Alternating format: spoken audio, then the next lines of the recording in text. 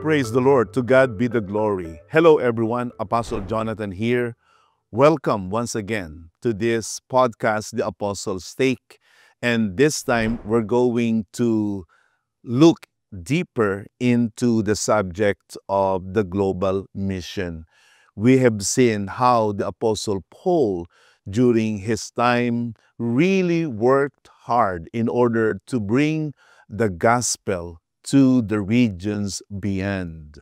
At nung ako ay nasa Madrid, Spain, I did some little historical investigation doon nga sa aking isinare sa inyo na ang bansang Espanya nung panahon ng mga Roman times ay ang kanilang itinuturing na ends of the world. At ito ay isang katawagan na kilalang-kilala sa panahon na iyon. At sa kanyang sulat sa mga taga-Roma, makikita natin sa Romans 15:24 and then 28, we can see the intense desire of the Apostle Paul to visit Spain. And during the Roman times, Spain was actually considered that place as the ends of the world. Kumbaga, iyon sa panahon ng mga Romano, ang kadulu-duluhan ng sanglibutan sa panahon na iyon. At ito ay isang bansa na nais na mabisita at madalaw ni Apostol Pablo. Gaya ng ating napag-aralan, hindi sinasabi ng bagong tipan kung naging matagumpay nga si Pablo sa pagpunta sa Espanya. However, in Philippians 4:3, the Apostle Paul mentioned about a certain individual, a fellow believer by the name of Clement. And according to extra-biblical sources, Clement, writing 30 years after the death of the Apostle Paul, Paul was able to actually reach Spain. At ito ay ang patotoo nitong si Clement na sinasabi na isa siya sa mga church fathers who was a contemporary of the Apostle Paul, if not even a student of this Apostle Paul, the apostle to the Gentiles. So, in my personal estimation, hindi malayo nga na si Apostol Pablo bilang apostol ng mga Hentil ay naging matagumpay sa kanyang pagdako sa bansang Espanya, bagamat ito ay hindi tuwirang binabanggit sa banal na kasulatan. Sapagkat ito ang nais ni Apostol Pablo, na dalhin ang ebanghelyo sa tinatawag na regions beyond. At kung ating titingnan din ang Romans chapter 1 in verse 14, the Apostle Paul said, I am under obligation. In other translations of the Bible, Paul said, I am indebted both to Greeks and non-Greeks, to the barbarians, both to unwise and unwise. So, makikita talaga natin, mga kapatid, na puwerte talaga ang damdamin, masidhi ang damdamin ni Apostol Pablo na dalhin ang ebanghelyo sa mga tao sa panahon na iyon, hindi lamang sa mga Griego, kundi na rin sa mga hindi Griego. At iyan ang ibig sabihin ng barbarians. They were not into Greek culture. They didn't speak Greek. At ang tawag sa kanila ay mga barbaro.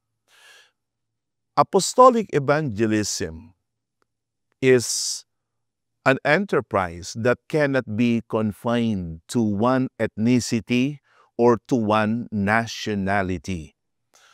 This is not really the very grain of apostolic evangelism. At maging ang ating Panginoong Jesus na siyang unang apostol, ang sabi niya ay humayo kayo sa buong sanglibutan at gawin ninyong mga alagad ang lahat ng mga bansa.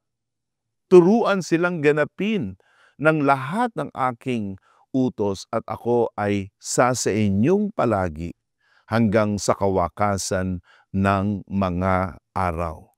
In the book of Acts 1:8, this was also the words of the Lord to them. You will receive power when the Holy Spirit comes on you, and you will be my witnesses in Jerusalem, in Judea and Samaria, and to the ends of the earth. Hence, the global mission.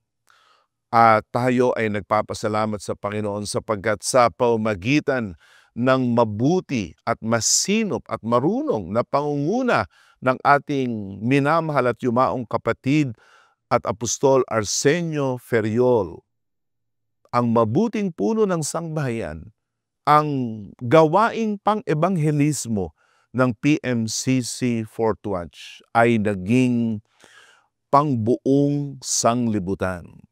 And this is what I am currently pursuing right now. By the grace of God, we are now pursuing intently and passionately the work of the global mission. And so, how can we take part in the global mission? Some of you may think, I don't think I can have a part, I can have a role in the global mission because I am here in the Philippines or I am in one of the provinces of the Philippines. Akala natin na kumo tayo ay nasa Pilipinas lamang ay hindi na tayo makakabahagi sa global mission. I want you to correct that mentality. Even though you are in the Philippines, it doesn't mean that you must not have any interest for the global mission.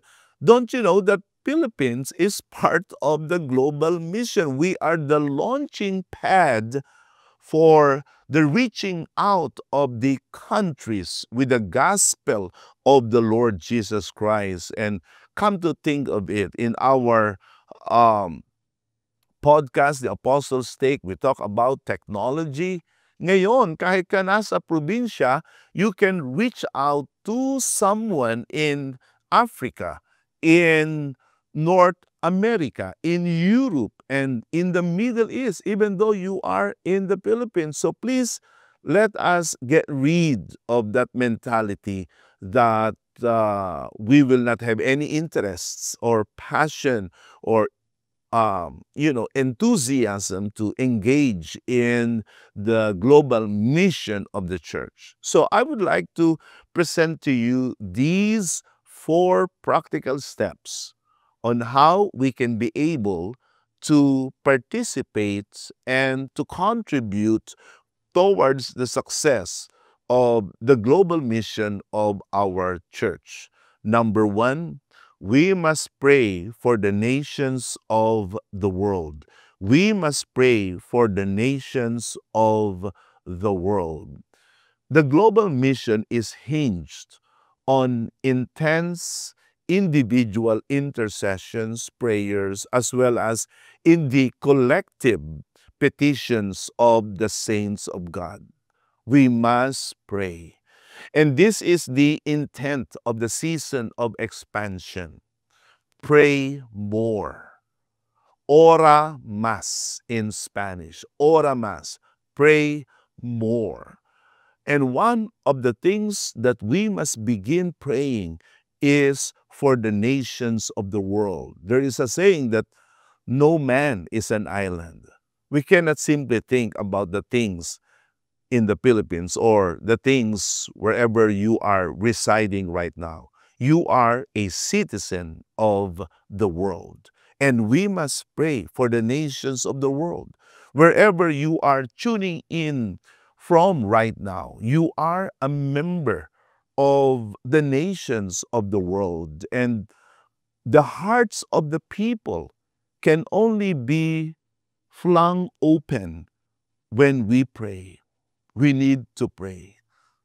There is no other way I could really say it. I cannot stress it enough. We must pray.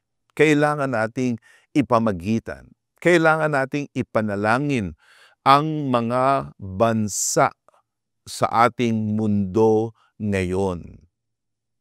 The Apostle Paul says in the book of 1 Timothy in chapter 2 in verse 3 to 5, according to him that God wants all men to be saved. This is good and pleases God, our Savior, who wants all people, regardless of their nationality, regardless of their ethnicity, regardless of their skin color or culture.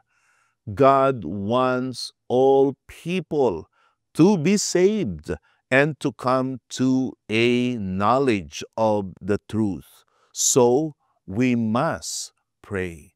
Hindi lamang ang ating bansang ginagalawan ngayon o bansang ating kinabibilangan ngayon ang kailangan nating ipanalangin, kundi kailangan nating ipanalangin ang mga bansa ng mundo, lalong-lalo na ang mga bansa na kung saan ay meron tayong mga kalipunan na. At ang PMCC Port Watch ay nasa higit na 80 mga bansa na. The PMCC Port Watch maintains a very vibrant ministry in over 80 plus countries of the world. We are opening up particularly Africa, the great Hispanosphere. We now have 5 countries in the Hispanosphere. We must pray for them. We must pray for the islands of the world, in the Caribbean, in the Western Pacific region of the world. We must pray for these islets and islands. We must pray for these little countries wedged between great nations. Pray for the nations of the world. Alam nyo, itinayo ang iglesia ng Panginoon sa panahon na kung saan ang iba't ibang mga lahi ng daigdig ay nagkasama-sama sa banal na siyudad ng Jerusalem. God chose the day of Pentecost in order to establish the true church of the Lord Jesus Christ, because on that day of Pentecost, the nations of the world were all gathered in the holy city of Jerusalem. And guess what God did through the Holy Spirit? God gave them specific utterances. They spoke what we would call as xenoglossalia. Xenoglossalia, or foreign tongues. Intelligible, understandable tongues of men. Yun ang kanilang tinanggap mula sa Espiritu ng Diyos. At hindi lamang mga Hudyo ang nangaligtas, kundi iba't ibang mga lahi ay nangaligtas. That should give us an idea of what we need to pray for and what we need to be focused upon. That's none other than the salvation of the world. Number 2, this is what we need to also do. We must invest in the church's global evangelistic undertakings. Invest in the church's global evangelistic undertakings. In the book of Romans 1:14, the Apostle Paul placed himself under obligation in order to preach the gospel to the Greeks and to the non-Greeks, or what during their time were called as barbarians. He wanted to share and convey the gospel to the learned, to the wise, to the educated, and even to the average, to the foolish. Kailangan na tayo ay maging kasama sa pandaigdigang pangangaral ng Ebanghelyo ng ating Panginoon. And thank God, we now have the platform by which we can be able to bring the gospel of Jesus Christ not only in one city, but in the cities of the world. The Home Free Global Crusade is a unified evangelistic salvo that preaches the gospel from one city to the rest of the world, and in the span of 2 to 3 hours, we can have a incredible, huge harvest of souls sa loob lamang ng 2-3 oras sa buong mga bansa ng mundo. Ay magkakaroon tayo ng napakalaking pag-aani ng mga kaluluwa.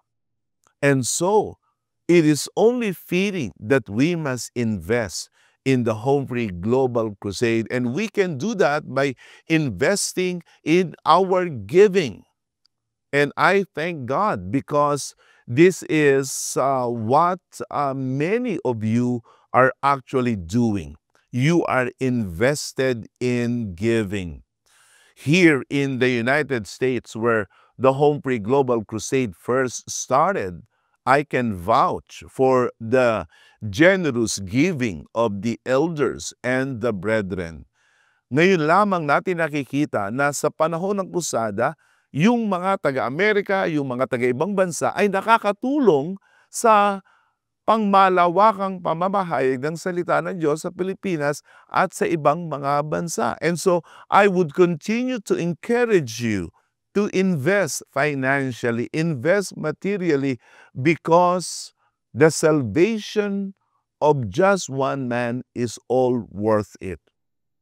Kung sa tingin ninyo ay magastos, kung sa tingin ninyo ay masyadong malaki ang hinihingi ng pagliligtas ng mga kaluluwa, sa palagay ninyo, may hihigit pa ba sa halaga ng buhay na ibinigay ng ating Panginoong Hesus? Iniligtas niya tayo sa pamamagitan ng pagbubuwis ng kanyang buhay. Kung ating titingnan kung papaano lumawak ang ebanghelyo ng ating Panginoon, wala silang patubangga na sila ay gumastos at sila ay nagbuwis hindi lamang ng kanilang mga tinatangkilik, kundi ng kanilang mga buhay. The Apostle Paul even said that I am willing to spend and be spent for the sake of your souls. And I praise God that many of you, especially here in the United States, where I am taping right now this Apostles' Take, I am amazed at the incredible financial, material, and physical and emotional investments of the leaders and the brethren. Just so one person, one household and family could be able to receive salvation. I came across a testimony of one elder from North Carolina. She lives in North Carolina, but what she did was she flew her co-worker from North Carolina to San Jose, California, so that her co-worker could be able to see and witness the crusade himself. May mga bisita na ating pinapamasahihan, may mga bisita na ating isinasakay, pero ito inilipad mula sa isang estado patungo sa isang estado para lamang maligtas. I am amazed. I am in awe of the Christ-likeness, of the investment of many brethren towards the global mission. You can also join the team as a support group. May mga elders, especially those who can afford, who would even join our team wherever we would go, and they would support the group. They would invite guests. They would provide anything that they could provide within their means. That's why they are called the support group. So what we must do is invest in the church's global evangelistic undertaking. When you do watch parties, like what I always say, huwag ninyong lalanglangin lamang ang mga watch party.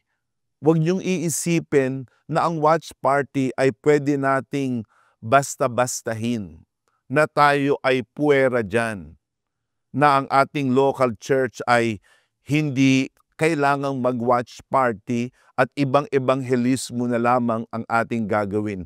Yan ay maling kaisipan. Hindi dapat yan gawin ng sino mang manggagawa, ng sino mang lokal. Every local church of the PMCC Fourth Watch must invest in the global evangelistic undertakings the way your apostle right now is invested. No shortcuts, no alibis, no excuses. Just as I am invested, you must also be invested. Number 3, we must immerse in the global culture. We must immerse in the global culture. Ito ang pinaka maganda nating magagawa rin para ipakita natin ang ating damdamin at interes upang sa gayon ay makabahagi tayo sa global mission. What we must do is immerse. In other words, we must immerse, we must intentionally familiarize ourselves in the culture of others. And you know what? The culture of other nations is as wonderful as ours. So, what we must do is read books about other country. Read books of their history, their culture, about other nations of the world. Learn their language. If you have a linguist's interests or proficiency, why don't you learn their language? You can learn English, which is the universal language. You can learn Spanish. You can learn also other dialects of other languages. But what is important ay i-immerse natin ang ating kaisipan, ang ating pagkatao sa kultura ng ibang mga bansa. And this is very much possible thanks to YouTube. You can actually visit other countries by watching whatever is there in YouTube. And as you immerse yourself in other culture, you pray for them, and you invest in the church's evangelistic undertaking. So that is what we must do. The Apostle Paul, he wasn't just knowledgeable of the Jewish culture. He knew also the Athenian culture. In the book of Acts chapter 17, he even quoted one of the poets of the city of Athens. And I've been to Athens myself, and I was able to visit the Areopagus, where he was able to interact and even discuss and debate with the Athenian philosophers of the time. The book of Acts 17:28, for in him we live and move and have our being. As some of your own poets have said, we are his offspring. Kaya makikita nyo doon na alam ni Pablo ang mga tula, ang mga sulat, the literary works of the Athenian, of those Epicurean Stoic philosophers. He was very much knowledgeable of them. Lalong-lalo na sa ating na mga kapatiran at mga kapasturan na nasa global mission, we must not confine our knowledge in the sphere of our own Filipino culture. Dapat alam din natin ang kultura ng mga bansa na ngayon ay ating ginagalawan. So, the third practical step is this: that we must immerse in the global culture. And then number 4, this is what we should also do. Take part in the church's global mission programs. Take part in the church's global mission programs. What are our mission programs? For instance, the Apostolic Missionary Program or the Maranatha Bible School International. If you are a young person, you're about to graduate high school or college, I strongly encourage you and persuade you to join the Apostolic Missionary Program for 2 years. In England, they call this as the gap year.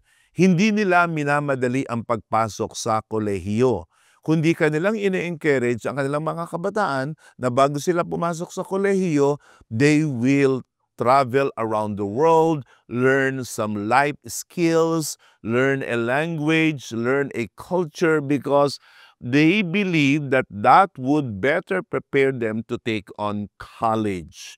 We must join the Apostolic Missionary Program, or if you have a real calling in your life, go ahead. Join the Maranatha Bible School, enroll in our missionary training arm, because that is the best way for us to move forward the global mission of the church. For my dearest pastors in the global mission, transform your missiology into a global-centric mission. Hindi lamang mga Filipino ang ating hahanapin, hindi laging Filipino ang ating aabutin, hindi tayo laging Tagalog lamang ang ating salita sa loob ng iglesia, kundi matuto tayong magsalita ng wika, ng lengguwahe ng mga bansa na kung saan doon tayo nakadestino. Begin pushing yourself. Yes, push yourself. Expand your missiology strategies by creating a global-centric mission. Seek to bring other ethnicities. Desire and work hard to bring other nationalities to be part of our congregation. Now, walang masama kung tayo ay mga Pilipino, but we should not stop there. We must expand from there. And number 5, expand your circle of contacts. Expand your circle of contacts. Ating palawakin ang tinatawag nating circle or sphere of influence and contacts. Hindi lamang laging Pilipino, hindi lamang laging Ilocano o laging Bisaya or Bicolano. We must expand our circle of contacts. You can have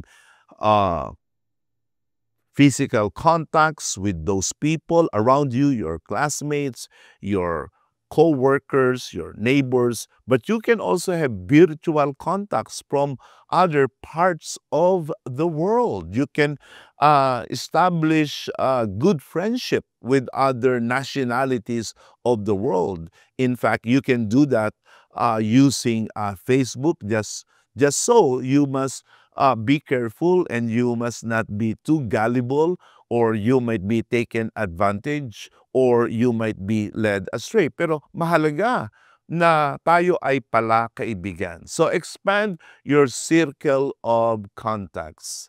In the book of Acts chapter 8 verse 27, Philip was actually successful in interacting with an Ethiopian prince. And because of that, the Ethiopian prince was enlightened and he was saved. To God be the glory. And so, in our time today, we must expand our circle of friends. Mabuti na lagi tayong nasa church. Sa katunayan, may mga nagsasabi na, ay ako po, pastor, ako po, apostol. Ang aking pinupuntahan lang ay bahay at simbahan. Simbahan at bahay. Sa isang banda, maganda, pero hindi rin tama na ang lagi lamang nating kausap ay ang mga kapananampalataya natin. Na ang ating kausap lagi ay yung nasa loob lang ng simbahan. At ang ating kausap lamang ay ang ating mga kapamilya. Hindi tama po yun. We must establish relational bridges even with unbelievers. Pag kayo ay anyayahang dumalo ng isang kaarawan, punta kayo. Pag kayo ay inimbitahan ng inyong di mananampalataya na makipag-chat, makipag-banding, punta kayo. Huwag niyong lagi silang tatanggihan. Huwag niyo lagi silang tatawagin natin ay ipagpapalagay lamang natin sila. But we must give importance to them. Your friends must also be given that bridge by which they can be able to cross over to that side. So be friendly. Be winsome. In that way, you can be able to take part actively and dynamically in the global mission of our church. So once again, it is my greatest hope and prayer that you will be truly a missionary, not only in the local scale, as well as in the global scale. Once again, the Lord bless you all for watching this Apostles Take podcast. Until then, this is Apostle Jonathan saying, the Lord bless you all. Until next time, God bless you.